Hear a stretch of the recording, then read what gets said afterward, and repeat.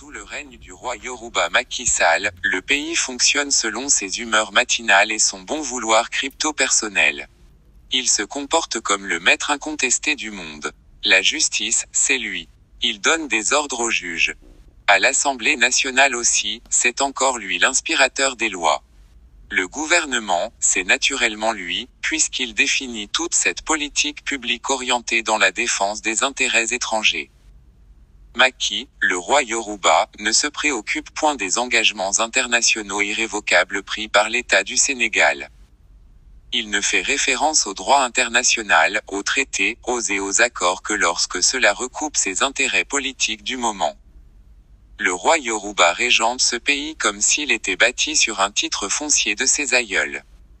Il a démoli l'état de droit au Sénégal, et cela ne semble émouvoir personne. Les tenants du pouvoir se plastronnent avec fierté dans les médias, remettant en cause, toute honte bue, tous les engagements internationaux pris par le Sénégal. En politique, il faut une petite dose d'élégance, surtout lorsque les acteurs se comportent en gentlemen. Mais le roi Yoruba et ses affidés, hommes comme femmes, ne respectent jamais les règles du jeu, surtout lorsque l'adversaire tient le ballon dans ses pieds. Autrement, il rejette sans scrupule toutes les règles.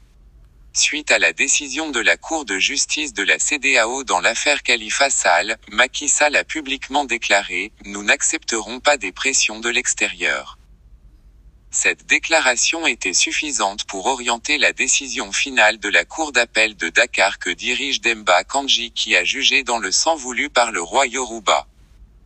C'est ainsi que le roi et sa cour de justice ont rejeté, sans scrupule, la décision rendue par cette juridiction sous-régionale, profitable au maire de Dakar, qu'il révoquera par la suite. Il avait eu ce même comportement de défiance à l'égard des juridictions internationales, lorsque le groupe de travail des Nations Unies avait qualifié d'arbitraire la détention de Karim Wade. Toute l'artillerie lourde de la coalition Benno Bokk Yakaar avait été déployée pour pilonner le groupe de travail et discréditer ses membres. Nous avons parcouru tous les documents envoyés par l'État du Sénégal au Conseil des droits de l'homme des Nations Unies. Il faut préciser que le Sénégal est membre de cette structure depuis le lundi 16 octobre 2017. Ainsi, le roi Yoruba a tout fait pour bloquer ou retarder la décision du dit conseil concernant cette plainte de Karim Wade. Le gouvernement a fait des manœuvres de tout genre pour éviter l'annonce de cette décision du conseil favorable à Karim Wade, une décision qui, au demeurant, déchire l'arrêt de la CREI. Le roi et sa cour voulaient que la décision fût rendue après le dépôt des candidatures à la présidentielle, auprès du Conseil constitutionnel, pour définitivement écarter le candidat du PDS. Mais ils ne l'ont pas réussi et la décision est finalement rendue publique en pleine opération de collecte de signatures pour le parrainage. Le roi était grandement surpris par ce retournement de situation. Devant le Conseil des droits de l'homme, l'équipe du roi a plaidé pour l'irrecevabilité de la plainte de Karim Wade. Mais, sur ce point, les conseillers de l'État du Sénégal étaient incapables de prouver et de matérialiser l'irrecevabilité de cette plainte, face au mur de l'article 14 alinéa 5 du Pacte des droits civils et politiques du Comité des droits de l'homme. Cette disposition dit « Toute personne déclarée coupable d'une infraction a le droit de faire examiner, par une juridiction supérieure, la déclaration de culpabilité et la condamnation, conformément à la loi ». Le comité, malgré les allégations de l'État du Sénégal, qui a tenté de se défendre en soutenant que Karim Wade a bel et bien fait appel après sa condamnation par la CREI, a rejeté ces arguments fournis par le Sénégal. Car, dans le fait, le candidat du PDS n'a pas bénéficié d'un recours auprès d'une juridiction supérieure, comme l'a si bien dit l'article 14 à son alinéa 5.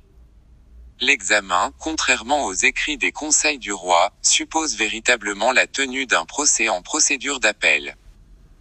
Un autre fait difficile à récuser par les conseillers du roi devant le Conseil des droits de l'homme était le caractère politique de la Cour de répression de l'enrichissement illicite, CREI. Il était quand même impossible, pour le Sénégal, de prouver que la CREI n'est pas une juridiction politique réchauffée pour écarter un adversaire politique. Et pour récuser cet avis partagé et flagrant, les conseillers du roi ont cité les exemples de Tahibou Ndiaye, Abdoulaye Baldé et Eda Ndiong. Bien qu'il soit basé à Genève, loin de Dakar, le Haut-Commissariat des droits de l'homme n'ignore rien de ce qui se passe en matière des droits humains au Sénégal. Alors, c'est manquer d'inspiration que de dire que Tahibou Ndiaye, Abdoulaye Baldé et Eda Ndiong ont été condamnés par la CREI. Un gros fake news, largué par l'État du Sénégal, pour se défendre devant l'offensive des avocats de Karim Wade. Pour rappel, Tahibou Ndiaye a été jugé et condamné à une peine d'emprisonnement ferme de 0,6 ans, mais il n'a pas purgé cette peine. Il est tout bonnement rentré chez lui. Au moment de son procès, il bénéficiait d'une liberté provisoire et, après le verdict, il a tranquillement regagné son domicile, aux côtés des siens.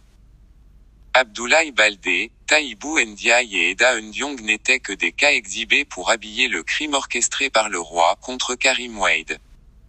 La preuve, au début de la traque, 25 personnes ont été citées par le parquet de la CREI mais, parmi eux, seul Karim Wade a été arrêté. Et la plupart de ces présumés coupables, ciblés par la CREI, ont rejoint le camp de Macky Sall.